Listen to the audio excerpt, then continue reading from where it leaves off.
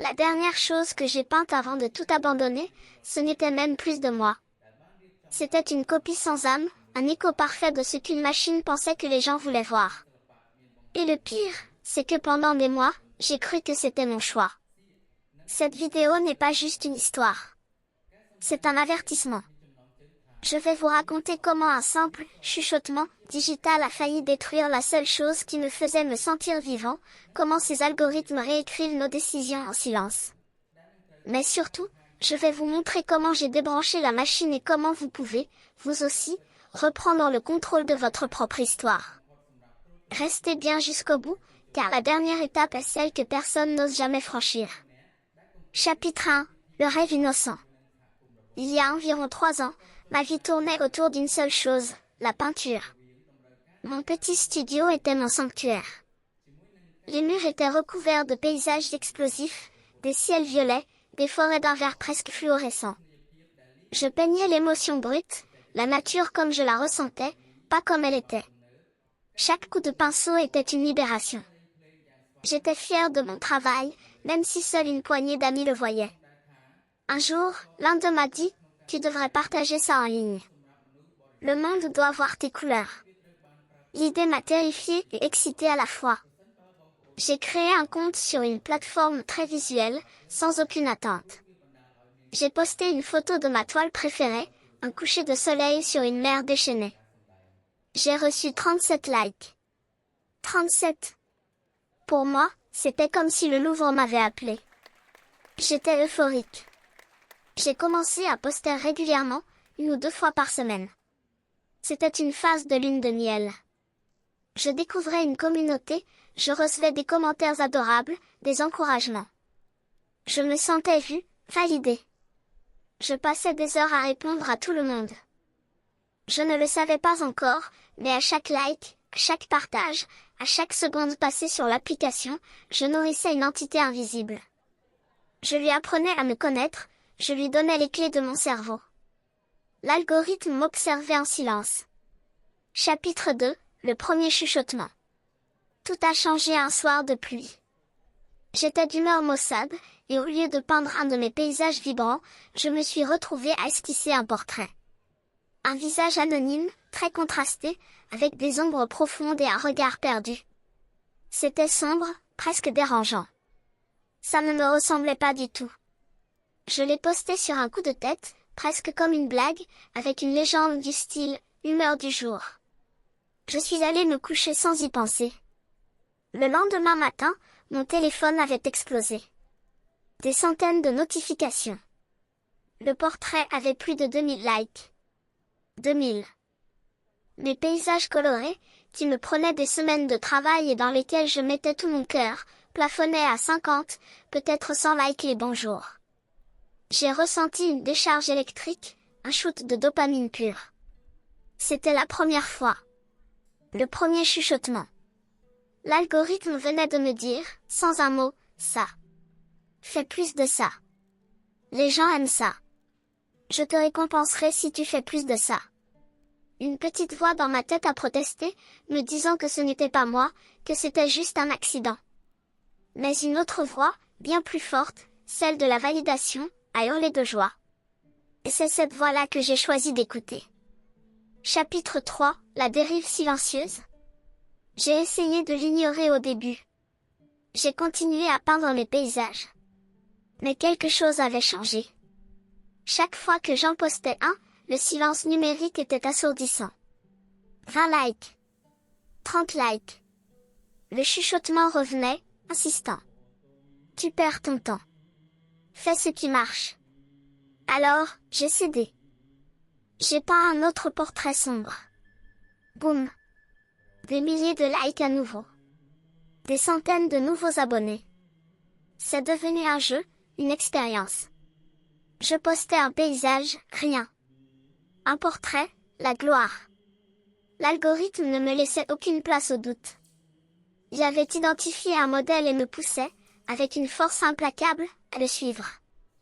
Lentement, insidieusement, ma palette de couleurs a commencé à s'assombrir. Les verts fluorescents ont été remplacés par des gris, des noirs, des bleus profonds. Les paysages ouverts et libres ont laissé place à des visages torturés, enfermés dans des cadres serrés. Mes amis me disaient, c'est intéressant ce que tu fais en ce moment, c'est différent. Mais je n'entendais pas l'inquiétude dans leur voix. J'entendais seulement le bruit des notifications.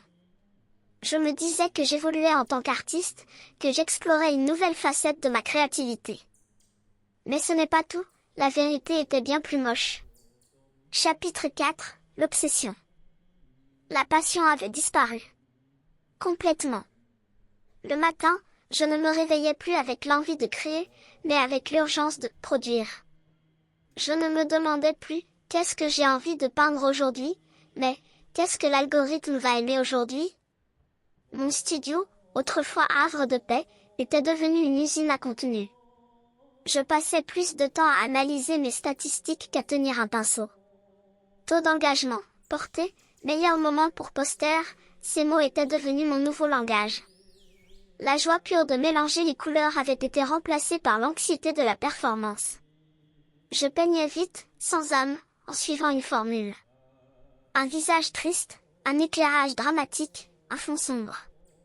Publier. Attendre. Analyser. Répéter. Mon entourage s'inquiétait. Ma copine de l'époque m'a dit un soir, je ne te reconnais plus. Tu ne peins plus, tu calcules. Et tes toiles, elles sont froides. Où sont passées tes couleurs? Je me suis braquée. Je lui ai répondu qu'elle ne comprenait rien à l'art, que je devenais enfin un artiste reconnu. La vérité, c'est que j'étais devenu un esclave.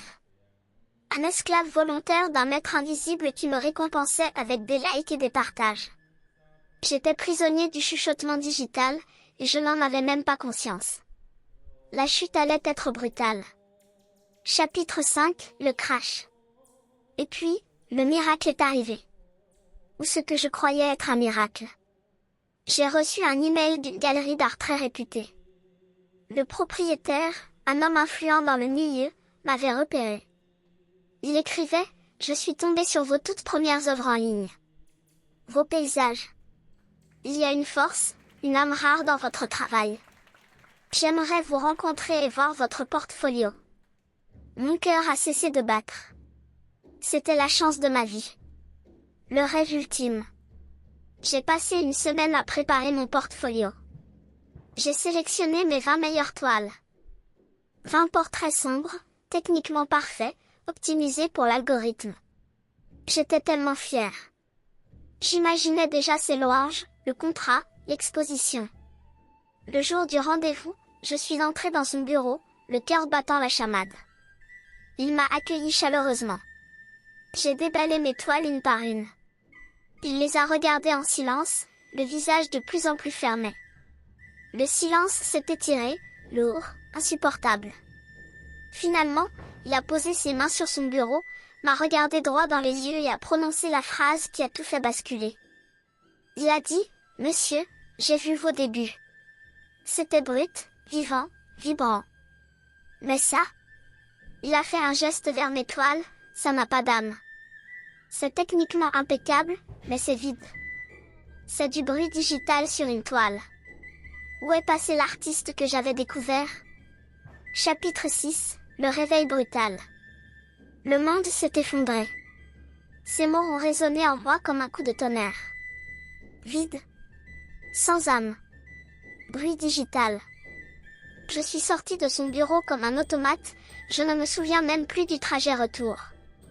Je me suis assis dans mon studio, entouré de ces visages tristes que j'avais peints. Et pour la première fois, je les ai vus pour ce qu'ils étaient, des étrangers. Des produits. Ils n'avaient rien de moi. J'ai fait défiler mon propre profil en ligne, en remontant, encore et encore, jusqu'au tout début. Et là, je l'ai vu. Mon premier post. Le coucher de soleil sur la mer déchaînée. C'était comme de revoir le visage d'un ami perdu. C'était moi.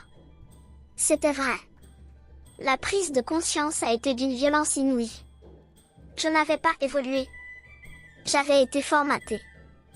L'algorithme ne m'avait pas aidé à trouver un public, il m'avait transformé en une version de moi-même qui plaisait à la machine. Il n'avait pas amplifié ma voix, il l'avait étouffée pour la remplacer par un écho optimisé. Le chuchotement était en fait un ordre, et j'avais obéi sans même m'en rendre compte. J'avais échangé ma passion contre de la validation numérique. J'avais vendu mon âme pour des likes. Et voici le plus important, ce n'était pas la faute de l'algorithme. C'était la mienne. Chapitre 7, la reconquête. Ce jour-là, j'ai pris une décision radicale. J'ai tout débranché. J'ai désinstallé l'application de mon téléphone. J'ai recouvert tous les portraits sombres de peinture blanche. Un par un. C'était un rituel, une purification. Pendant un mois, je n'ai rien peint. J'ai marché dans la nature, j'ai lu des livres, j'ai réappris à m'ennuyer. J'ai fait taire le bruit extérieur pour enfin réentendre ma propre voix. Et puis, un matin, l'envie est revenue. L'envie pure, innocente. J'ai acheté de nouvelles couleurs, les plus vives que j'ai pu trouver. Puis j'ai recommencé à peindre des paysages. Pour moi, et uniquement pour moi. Ça a été difficile. Au début, j'avais encore le réflexe de penser « Est-ce que ça va plaire ?» Mais j'ai appris à ignorer cette voix. Aujourd'hui, j'ai réinstallé l'application. Mais mon rapport à elle est totalement différent. Je poste ce que je veux, quand je veux. Un paysage vibrant qui fait 20 likes? Parfait. C'est 20 personnes qui ont vu mon âme, par 1 million de personnes qui ont vu un produit. J'ai repris le contrôle. Comment?